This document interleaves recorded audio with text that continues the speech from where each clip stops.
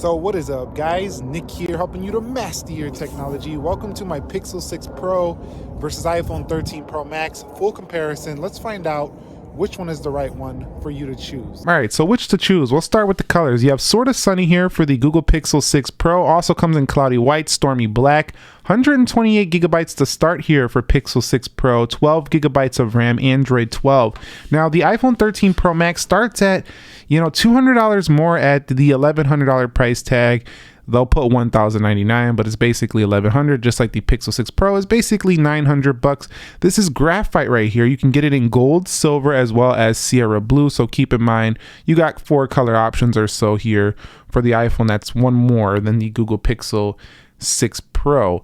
Now this one does come with 6 gigabytes of RAM, so keep that in mind, but it's running iOS, so it doesn't need quite as much RAM. All right, so which to choose when it comes to the design, the build, the body? Now I'm gonna tell you right away, if you don't want a curved display, you'll want the iPhone 13 Pro Max. This does have a flat panel right here. This one does have a slight curve to the edges. It's not like major or drastic, anything like that, but it is a little bit curved. It also has more of a rectangular squared shape. So if you don't like squared looking phones, you might not like the Pixel 6 Pro. This one has a little bit more of a rounded edge here on the corners. And the iPhone does have stainless steel, whereas the Google Pixel 6 Pro does have a polished aluminum along the edges here. Also on the back, this is a full glass back with a camera bar up here. It does have a unique look here, I would say. The iPhone 13 Pro Max does have that matte glass texture, which I think is a little bit more, up to date than the regular glass. We had glass back phones a couple years ago, so I wish Pixel maybe would have went something like this. However, it has a big camera bump over here. You'll have to decide which one you think looks better in design overall, but I'll say if you want the lighter phone, you'll want the Google Pixel 6 Pro. This one's definitely lighter at 210 grams, 240 over here if you want a little bit more density. They both offer quite a bit of thinness, but the Google Pixel 6 Pro is a little bit thicker at its widest point at about 8.9 millimeters. The iPhone 13 Pro Max sits in at 7.7 millimeters. On the whole, though, they both do have really strong glass, Gorilla Glass Victus on the Google Pixel 6 Pro. This one, ceramic shield IP68 on both. And what's really stark about these is they look totally different. It's not like Google's trying to copy Apple over here. They look totally different on these two phones. So you'll know you have a Pixel if you get this, and you'll know you'll have an iPhone. By the way, guys, let me know what you're thinking of this new Google translucent cases they've been launching for the Pixel 6 series. This is the sort of sunny color, but you can see it really does change the effect of the phone overall, giving it, more of a personality. So I'm really digging it. Let me know your thoughts on the new translucent cases.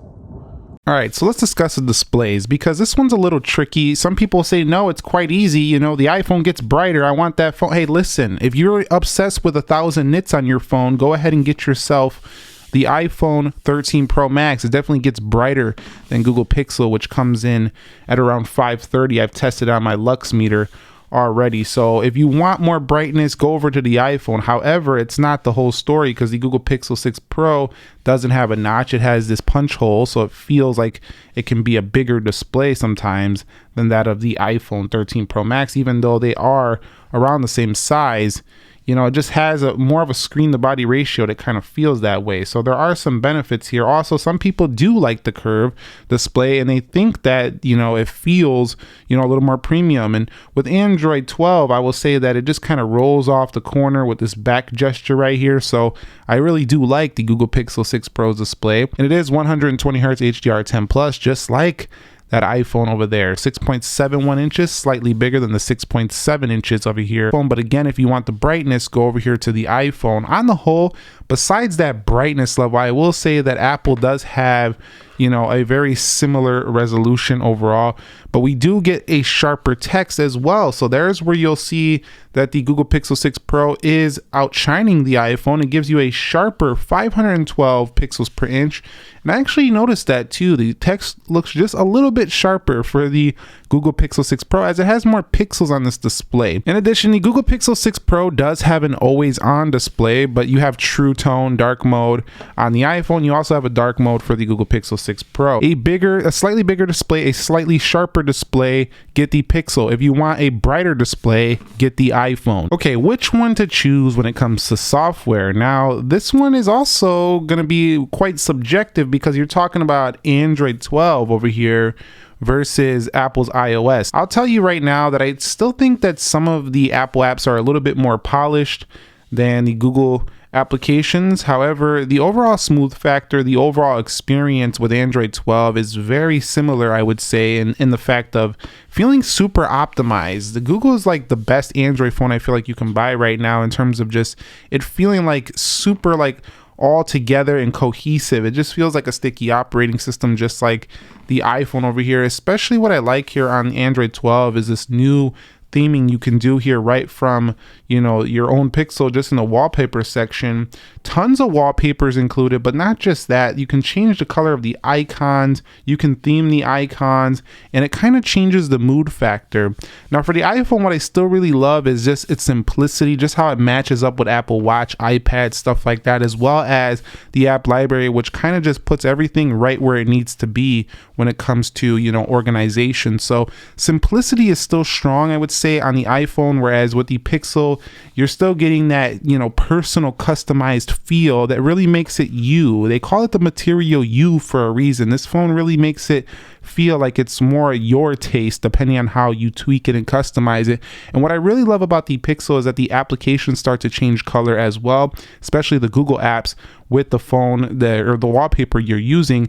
In addition to that, I will say that it's easier than ever to customize a Google Pixel, and you're also getting great security. You don't have to sideload or put on ROM, stuff like that, to get this phone to look your own way. In addition to that, I like the big buttons up here in the settings, and then the settings menu, they have their security hub and everything. It just looks clean. So Android 12 really clean, just like iOS, and that's great because in the past it didn't look quite as clean as iOS. And I would say right here, with iOS, you know what you're getting. You're getting a lot of great features, and if you have a lot of content and things you've bought in the past, you're probably stuck in this ecosystem.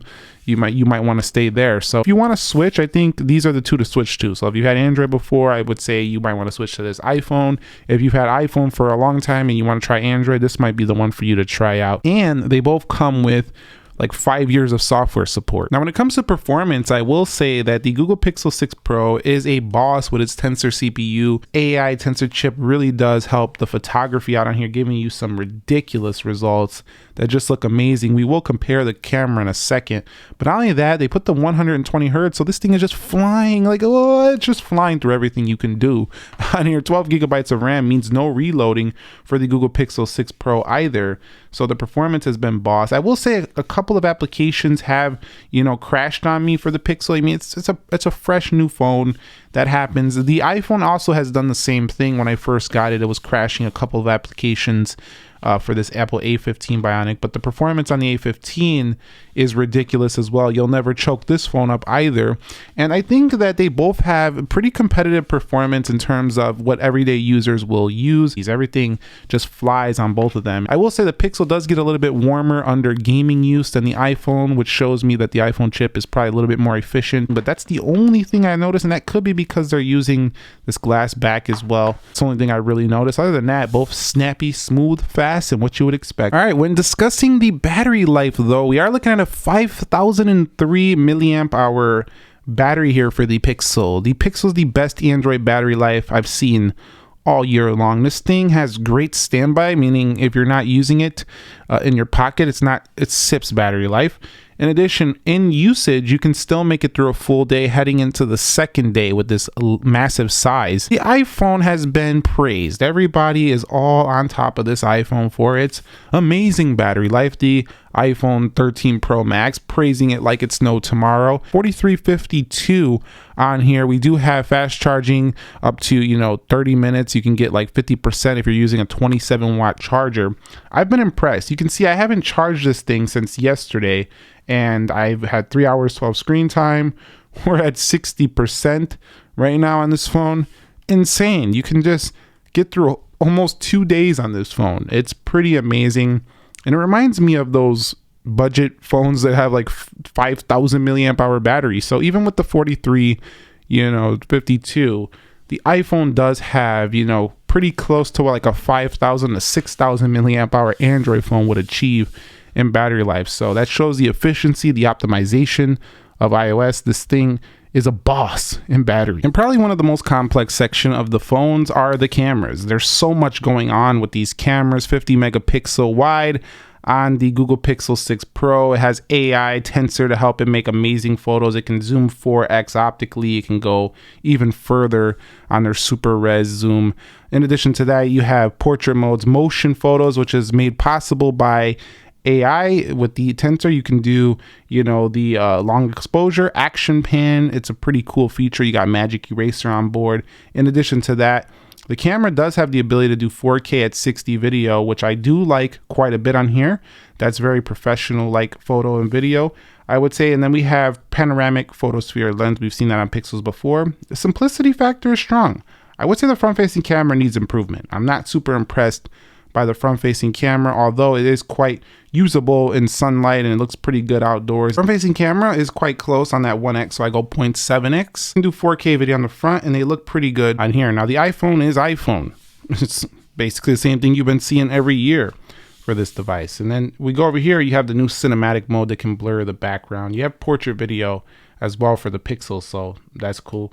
Over here, video, you can change it right here, 4K 60. You can do HDR 4K on here. On the front, it has one leg up over the Pixel. You can do 4K 60 on the front camera. I also think the photos look way better on the iPhone 13 Pro Max on the front camera. So keep that in mind. If you care a lot about that camera, you'll want this one right here. Other than that, go ahead and check out my photo and sample comparisons to these two and tell me which one you would choose. I honestly, if I wanted photos, I would choose the Google Pixel 6 Pro. If I wanted videos, I probably would go for the iPhone.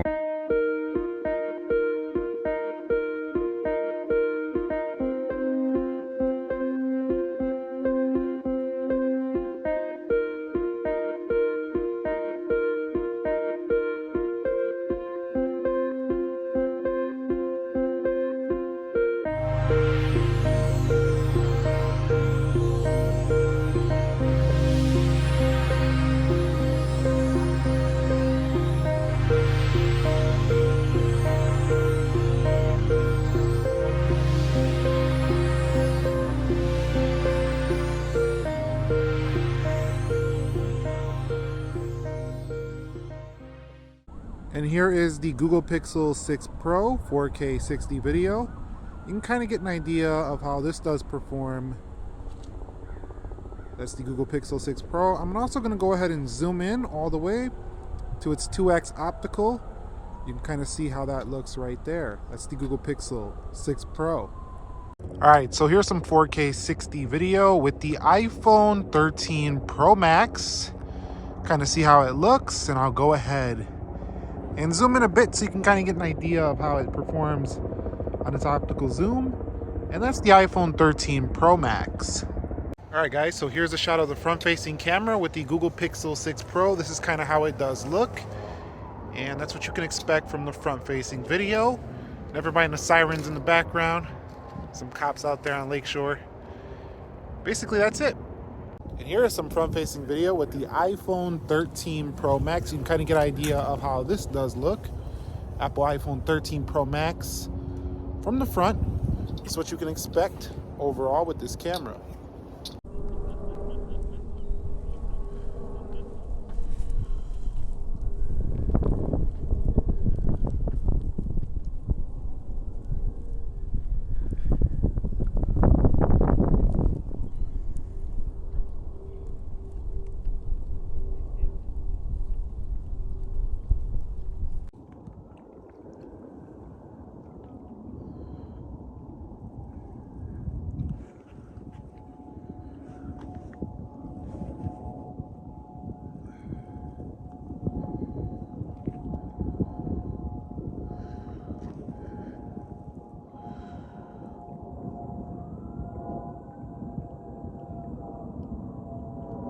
So what about audio? Feels behind in terms of innovation, but it feels at the top in terms of the best phone display you can have on a phone. Now, software is an area where I'm like, so, every You can see right there, very good. year, Very good on the audio. What about over here? in terms of innovation, but it feels at the top in terms of the best phone display you can have on a phone. Now, software is an area where I'm like, these are feature add-ons. These aren't You can see it's very good on the iPhone as well. major overhauls to the iOS system. The average person I actually feel like the iPhone feels a little more bassy, whereas the Pixel Apple's bringing my feels a little louder. So that's how I would choose on these. You want more bass, you want more rich bass, go for the iPhone. If you want more loud speaker, go for, I would say, the Pixel. It sounds a little bit louder. Now, I've seen pretty similar reception, phone call quality on both of them. 5G performance on T-Mobile is what I've been trying out. Has been pretty darn good.